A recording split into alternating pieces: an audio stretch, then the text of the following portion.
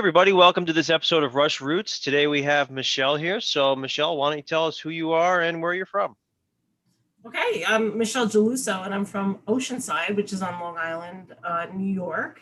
I'm 45 years old, and I've been a Rush fan since, I would say, 1985. I'm really proud to be one of the few female Rush fans, and hopefully there's thousands of more out there in the woodwork, that'll come crawling out. Yeah, Absolutely. that's awesome. I'm a teacher. I'm a high school social studies teacher by trade, Ah, and I have three little kids too. So it's been cool. really interesting watching them pick their favorite Rush songs too. I was going to say, are they all Rush fans? Absolutely. Yeah. That's Yeah. That's awesome. awesome. That's great. That's awesome. All right. Well, why don't you tell us how you heard about Rush? I guess that would have been back in '85, Yeah, I would say. and what got you really into them, and what keeps you around? This is your Rush roots. Around that time, I would say 1985, mid 80s, I heard my cousins listening to some Rush and listening to especially Spirit of Radio. That was one of those rah rah, get up and go songs. I think everyone knew Tom Sawyer. But it wasn't until I was a musician in high school that I really, really latched onto the musicianship and how strong they were as musicians, and Neil's lyrics as well. So we started listening to Rush with a group of friends that I was in band with. And we were talking about regular, marching band and symphonic band, but we also had a rock band of our own. And I think that's one of the things that made it so powerful to know and like Rush, because you're trying to achieve that level of musicianship. So bass licks, drums, anything that we could just hammer out in the air was done. And it's because we respected them as world-class, virtuosic musicians, and like I said, aimed to be there. And then along comes the boyfriend. So I know that this is the story with most women, but the boyfriend wasn't the only reason I was into Rush. It was really because of musicianship. But what's cool about the boyfriend is that he's now my husband. And we have a really strong Rush type of relationship, because he was in a Rush cover band after and during college. The name of the band was Restless Youth. Came from the lyric Restless Dreams of Youth, because the first song that they started hammering out was Subdivisions, not intending to be a Rush cover band whatsoever. So Nice. I'm there, not just as a kind of a groupie in a good way, but I was also, I like to sing backup a little bit. I became their tour manager. And with the Gab, I had some connections in the community with some of the venue owners. I was big on entertainment news and the trade papers at the time. So I was able to get them gigs, basically. And that Nice. became, a lot of fun. But they really cemented themselves as a band who could handle it, especially the drummer. And people came out to see them from all over, which is a miracle, because at the time we didn't have internet, we didn't have mailing lists, we didn't have texting and Twitter and things like that. Everything was done by postcard. Yep. So I was designing postcards, I was designing the background banner, and everything went out regular snail mail with stamps. Wow. Before that, though, what really got me into Rush, and we're talking about the technology and the internet just there, is that I was one of the original members on a digest, an email digest called the National Midnight Star. I don't know if you guys have heard of it. I've heard of But it. this is pre-internet and pre-interwebs. So the only way that you could discuss Rush with friends, kind of like we're doing now, we're talking about a song or analyzing lyrics, or, anybody have the guitar tab for this, was this digest. And basically you would write in an email, they would compile it into a digest and send it out at the end of the day or a couple of times a day, because people were responding back and forth. And instead of an instant messaging type of app, it was mail. It was snail mail. And before that, the only way I could get my Rush information was reading newspaper reviews via microfiche in the library. So, I've been on this journey with Rush ever since, the early 90s, when this is the only way to be a fan.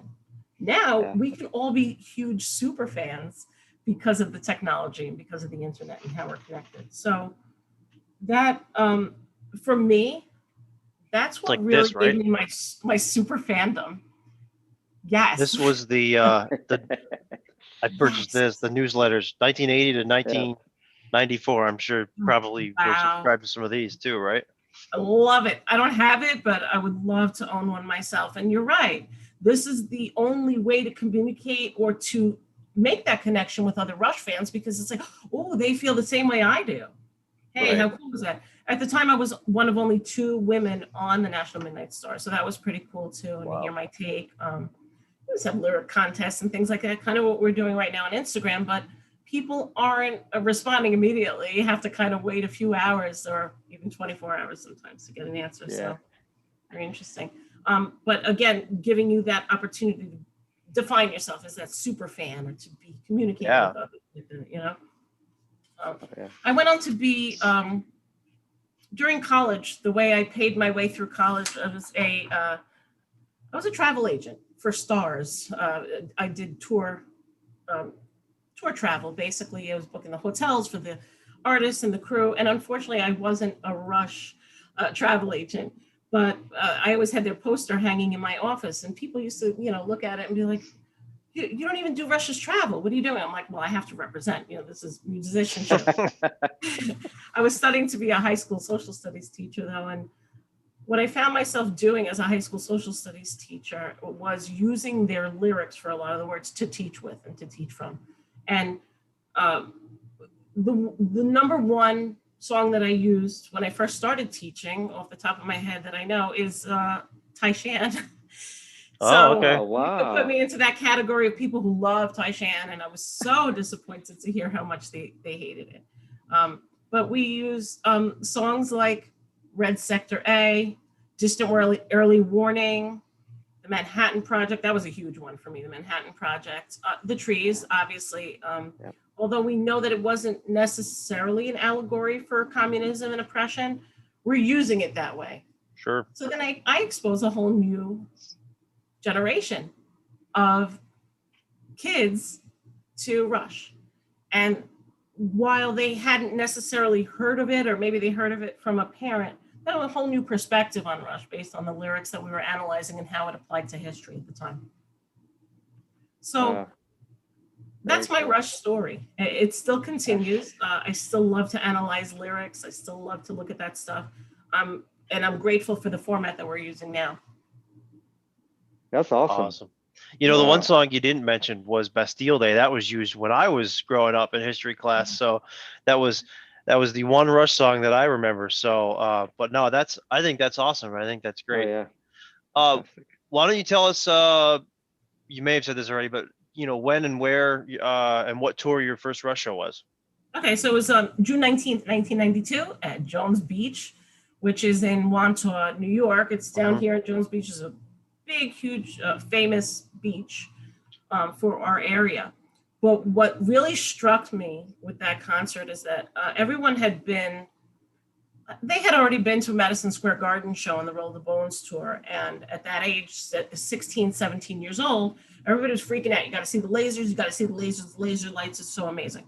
Well, Jones Beach is an open air arena. So the Right. lasers went like this over the edge of the arena. And I was like, guys, what's the big deal with these lasers? They're like, it stinks. It's an open arena. It went over the top. Sorry. So it wasn't until the next tour that I got to see my awesome lasers. But I'll never forget it. It was our first concert was so amazing. They opened with Dreamline. I'll never forget it. I'll never forget the feeling. I'll never forget the rush. And I'll never forget how I said, wow, they're really there. Like those guys that are on my poster and that I'm hearing in my Walkman, they're right there. So cool. And although it wasn't my first show, it was my first Rush concert. Sure. It really cemented my fandom. Oh, yeah. Absolutely. That's awesome. All right. Well, what was your first favorite song and your first favorite album? And how does that differ from your favorite song and favorite album today? Well, to pick a favorite song even then was a little bit of a challenge, but I'm going to say that my first real favorite song was Bravado, and it would tie with Ghost of a Chance. And my Oh, favorite album at the nice. time was Roll the Bones. Sure. Yeah. Ghost of a Chance being a love song for me was meaningful only because that's when I got together with my boyfriend, now my husband, in 1992. We just celebrated our 29th dating anniversary. So a love song at that time, I think, was appropriate and just perfect. Uh, Ghost of a Chance is still my favorite song today. Nice. Later on, though, I fell in love with, I really fell in love with Counterparts. Hmm. Sweet. That became my next favorite, I would say, album. But it wasn't until R30 that I really deeply understood and fell in love with 2112. Although as a historian and a history teacher, I had read Ayn Rand and some of the things that were, allegories made with her. I knew about Neil and his readings and how he may have interpreted 2112. But it wasn't until R30 that I fell in love with it. Wow. That's That's cool. great. Yeah. I think I love that. R30 being one of the reasons why it was one of the best albums, in my opinion.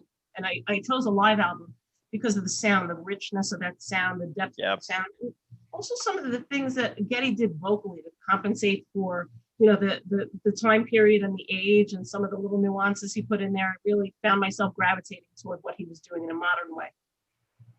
Yeah. I love Yeah. that. Awesome. Your one of your favorite songs is "Ghost of a Chance" because it's just so. It's a deeper cut. It's not one that you hear often, and your love for "Roll the Bones" and Counterparts is not one you hear. I mean, it's a I guess an unpopular opinion, so to speak. So I just think that's awesome. That's fantastic. Yeah, it is. It's great. All right. Well, why don't you tell us where people can find you on social media if they want to reach out and talk Rush or perhaps become Rush friends? Absolutely. As a teacher, it's really easy to use my handle. It's Mrs. Geluso, MRSGELUSO on Instagram and Twitter. And on YouTube, I'm Mrs. G0728. And, I guess you can tell by my handles that I was really excited to marry that boyfriend. That's awesome. The lead singer and keyboardist of Restless Youth. That's also That's also so great. awesome. Cool. Well, thank you very much, Michelle, for joining us today. You know where to find her if you want to reach out, Mrs. Geluso. So on Instagram and Twitter. So thank you very much. Those watching, also thank you for watching. And with that, we will wrap. Take care, everybody. Thanks so much for having me.